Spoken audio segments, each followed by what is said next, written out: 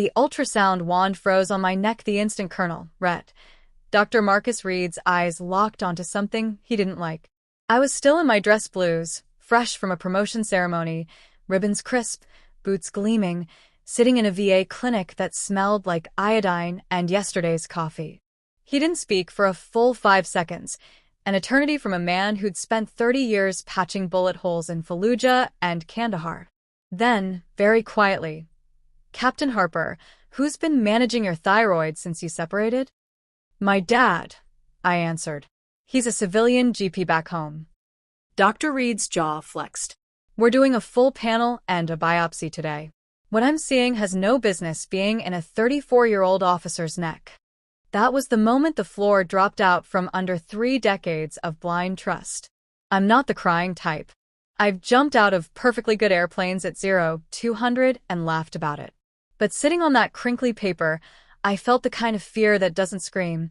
It just goes cold and still in your gut.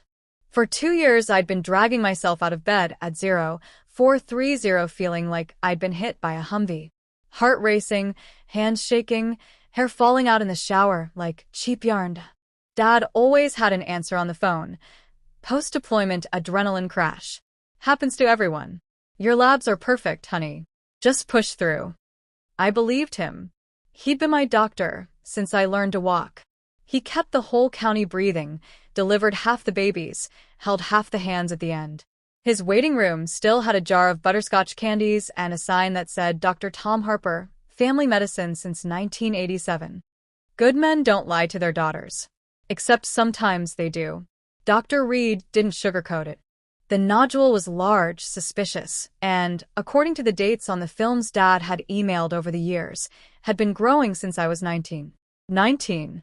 The same year Dad insisted no other doctor understood my unique history and took over my care completely. The blood work came back worse. TSH through the floor, synthetic thyroid hormone in my system I'd never been prescribed, and traces of a beta blocker I definitely hadn't swallowed willingly. Dr. Reed looked at me the way a commander looks at you when he knows the mission just went sideways. "Someone's been medicating you, without consent, Captain. And someone's been hiding scans for over a decade." I drove the 4 hours home at dusk, Carolina pines blurring past like green static. The house looked exactly the same. Wraparound porch, American flag snapping in the breeze, Mom's hydrangeas blooming defiant blue. Dad was in his study, sleeves rolled up, reading glasses low on his nose, reviewing charts the old-fashioned way, with a yellow legal pad and a glass of bourbon. He smiled when I walked in. "There's my girl. Come give your old man a hug." I set the thick folder from Dr. Reed on his desk like a live grenade. "Explain this." The smile died. He tried every stage of grief in 10 minutes. Denial. "That quack at the VA is overreacting." Anger. "You went behind my back?" Bargaining. "I kept you calm. You were deploying, you didn't need the stress." Then the truth slipped out, quiet and ugly. "I couldn't lose you, Lauren. First you enlisted, then officer school, then war zones I couldn't even pronounce. Your health was the last thing I still had control over. So, I managed it. He'd been dosing me with thyroid hormones since I was 22 to keep me sharp for the Marines. He'd buried scans showing a growing mass because cancer scares would have ended your career. He'd forged lab reports so no one would question him. All because he was terrified his little girl didn't need him anymore. I took every file he had on me, paper and digital, and walked out while he was still begging.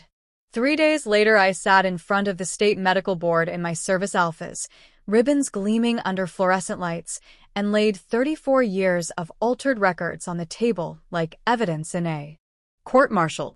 Dad sat across from me in a suit that suddenly looked too big. He wouldn't meet my eyes. When the chairwoman asked why he never referred me to a specialist, his voice cracked. Because then she'd never come home. The suspension was immediate. License gone, pending full revocation. He aged 10 years in 10 minutes. Small towns forgive their saints slowly. Some never do. Mom still sets a place for me at Sunday dinner. Dad sits on the porch now, staring at hydrangeas he used to tease her about. I visit, but I don't stay long. Some wounds need distance to scar over. My new endocrinologist, a no-nonsense Navy captain who calls me Lauren instead of Captain Harper, says the cancer was caught early enough. Surgery, radiation, a lifetime of pills. I actually asked for this timed. I run again. Not far yet, but every mile is mined. Some nights, I still wake up reaching for a glass of water that isn't laced with someone else's fear. I learned a hard truth most daughters never have to face. Love can be a weapon when it's terrified of being left behind. And the strongest thing a woman can do, Marine or not, is refuse to let someone else write her medical history, her choices, or her future. If you're watching this and something feels wrong in your body, in your care, in the way someone protects you, listen to that feeling. Get the second opinion. Steal the files if you have to. Your life isn't theirs to manage. It never was. The porch light still flickers on a dusk back home. I don't pull into that driveway anymore. But I sleep with my own scans in a locked firebox under my bed, proof that the story of my body now belongs to me alone.